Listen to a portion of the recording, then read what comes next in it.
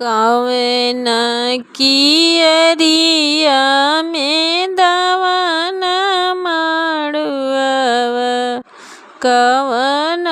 कियरिया तिला धूप कवन कियरिया में खड़ा भइले कवन दुल्हा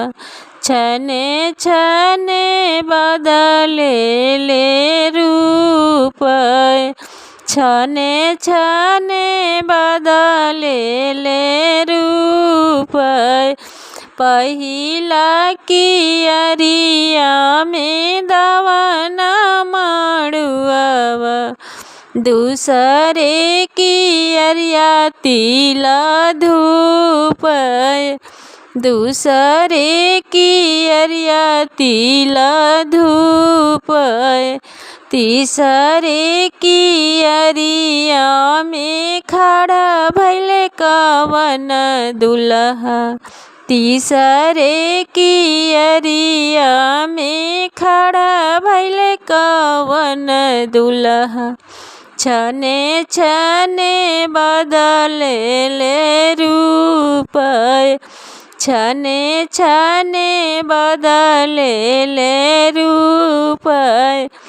अपना महलिया से निकलेली कवन सासु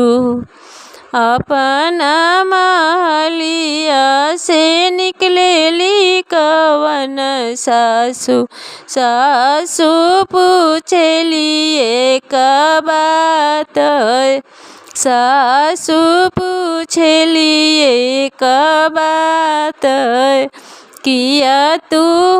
बाबू हो सोनारा के गढ़ल किया सुरती रची भगवान किया सुरती रची भगवान अपना ही माई बाप के हम ही जनमनी सुरती रचिले भगवान सुरती रचिले भगवान एकरे कियरिया में दवन मड़ुआ दूसरे कियरिया तिला धूप दूसरे कियरिया तिला धूप तीसरे कियरिया में खड़ा भइले कवन दुल्हा छने छने बदले ले रूप छने छने बदले ले रूप